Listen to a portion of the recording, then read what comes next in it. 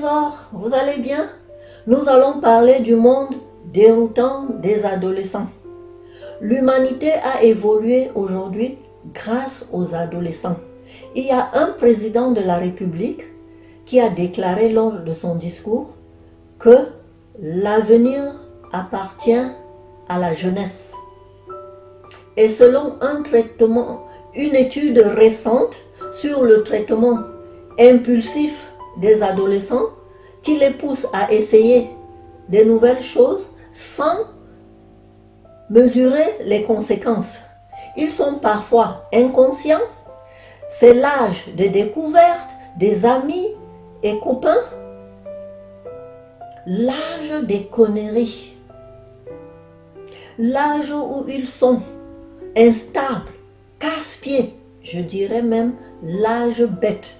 Certains parents, pourquoi les ados sont des ados? C'est l'âge où il s'opère des changements sur leur corps, leur cerveau, leur sommeil. Ils ont le goût du risque, mais ne mesurent pas les conséquences.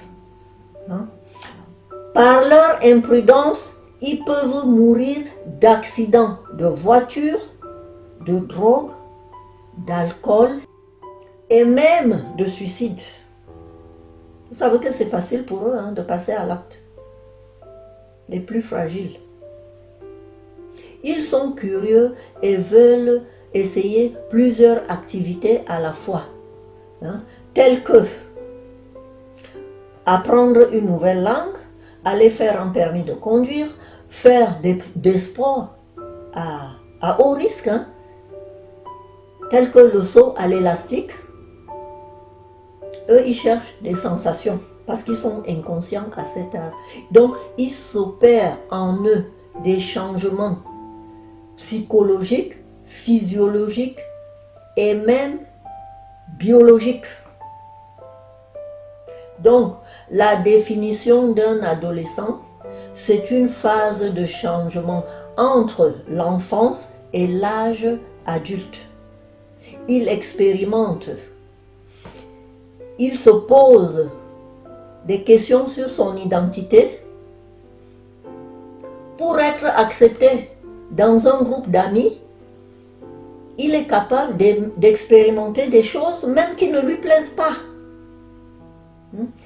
C'est l'âge de la puberté où il y a des transformations dans leur corps, les sentiments face à la puberté. Il y a les différentes émotions qu'ils peuvent vivre, telles que la colère, la tristesse, le dégoût, la curiosité, le stress. Cela peut avoir un lien avec les valeurs familiales. C'est un moment de la vie rempli de confusion à cause des transformations physiques et émotionnelles qu'ils vivent. La crise de l'adolescence.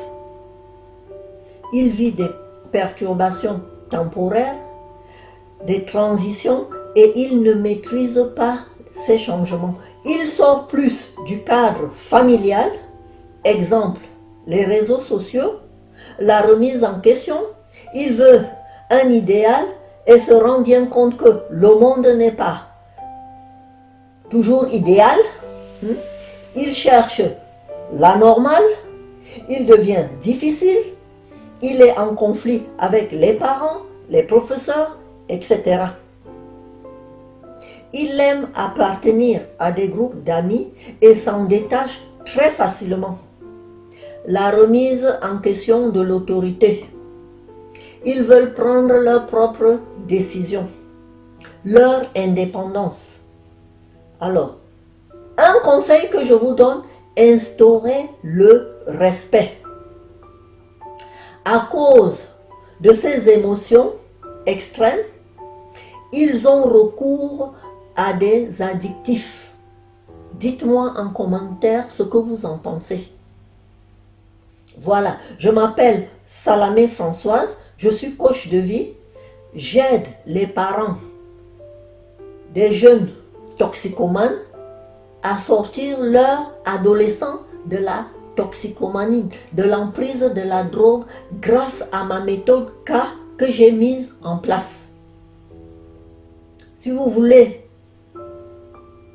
que je vous aide, contactez-moi en inbox et je vous parlerai de cette méthode. Donc, il y a deux sortes d'addictions. Les addictions avec substance, ce sont la drogue, l'alcool et le sexe.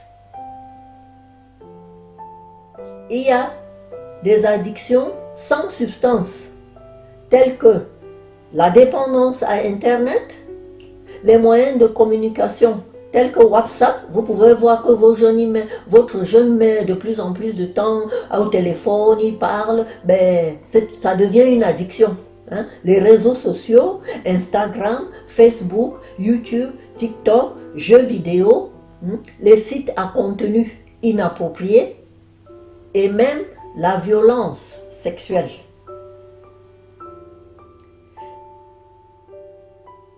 Une addiction est une dépendance aux substances ou à une activité avec des conséquences négatives sur la santé, le comportement et même la scolarité.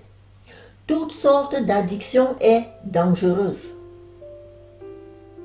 S'il y a dépendance, allez consulter un spécialiste ou dites-le à vos parents afin d'avoir rapidement de l'aide.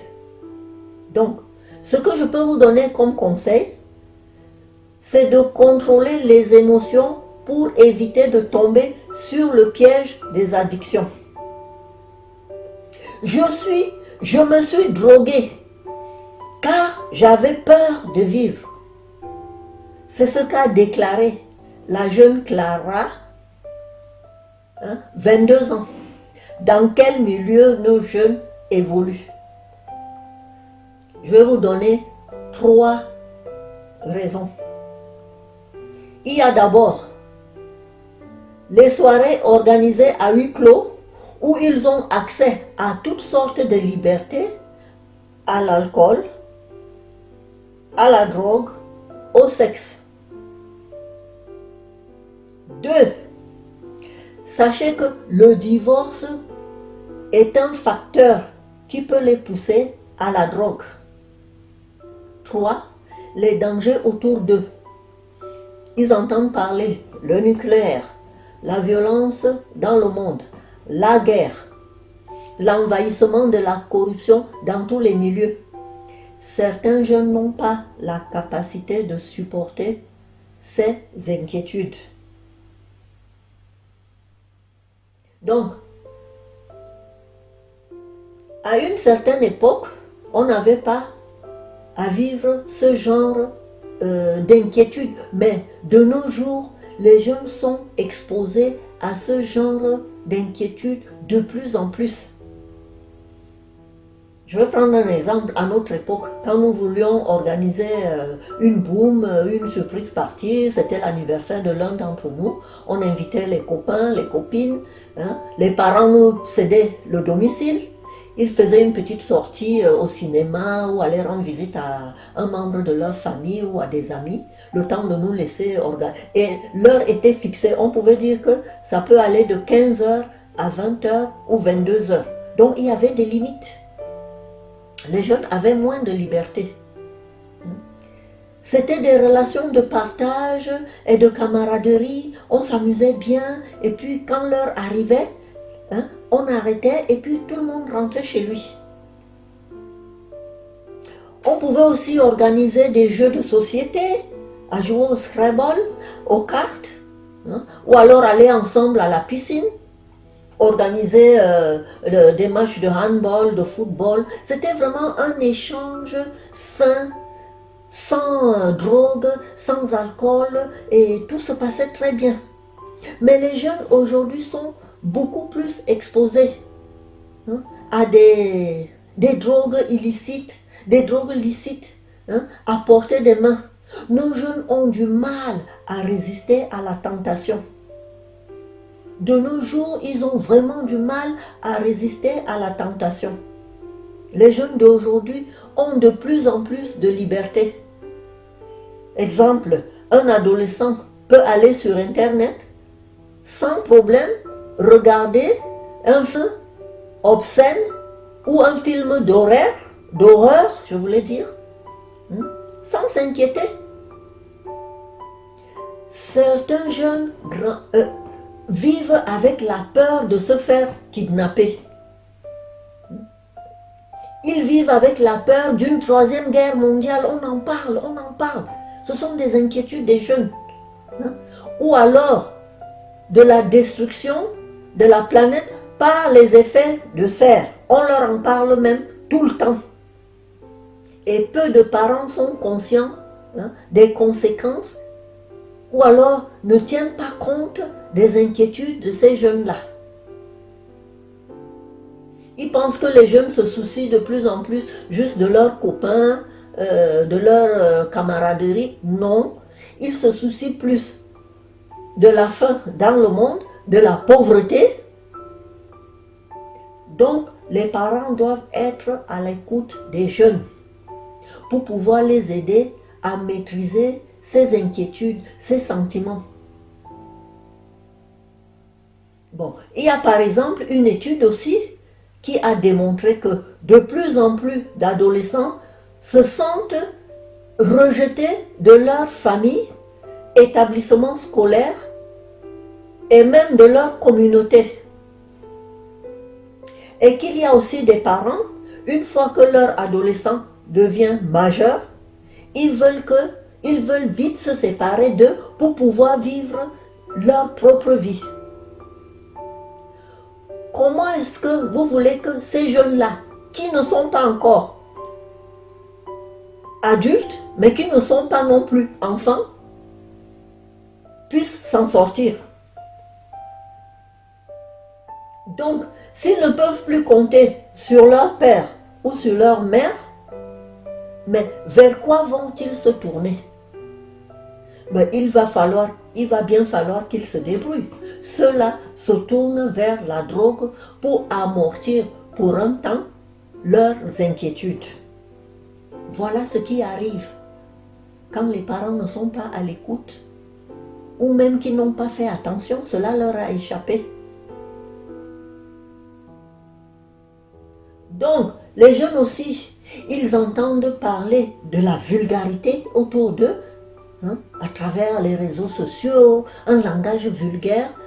À la télé, ils voient des images qui passent où il y a eu des violences lors des grèves, par exemple. Il y a eu la casse, il y a eu des gens qui tombent, des arrestations. Mais tout ça les inquiète. Donc, nos jeunes sont engourdis par ces images-là. Voilà ce que vous devez savoir. Nos jeunes sont engourdis par ces images et nous, les parents, faisons attention. Ayons des moments de discussion, d'échange avec nos enfants. Donc, la question qu'on peut se poser aussi, c'est que deviendront les jeunes d'aujourd'hui, dans 20 ans? Ceux qui sont bébés aujourd'hui, dans 20 ans, dans quel monde vont-ils vivre? Par exemple, nous, ce que nous avons vécu il y a 20 ans dans notre jeunesse, ce n'est pas ça que les jeunes d'aujourd'hui vivent. Donc, vous parents, je vous prie de vous asseoir, de faire une liste de 10 choses qui ont changé entre votre époque et l'époque des jeunes d'aujourd'hui. Vous en serez étonnés. Donc, ce n'est pas de la faute de ces jeunes s'ils ont plus de liberté et s'ils vivent leur époque. Donc, on ne doit pas les blâmer. Ce n'est pas de leur faute s'ils sont nés là-dedans. Voilà, c'est de ça que je voulais vous parler aujourd'hui. Dans la prochaine vidéo, je vous parlerai de l'oubli des valeurs. Alors mes amis, n'oubliez pas de liker, de vous abonner, de partager et surtout laissez-moi un commentaire. Et si vous voulez qu'on parle d'un thème, mettez-le moi en commentaire et nous pourrons parler ensemble de ce que vous pensez des adolescents d'aujourd'hui ou de leur avenir. Merci de votre présence et à bientôt.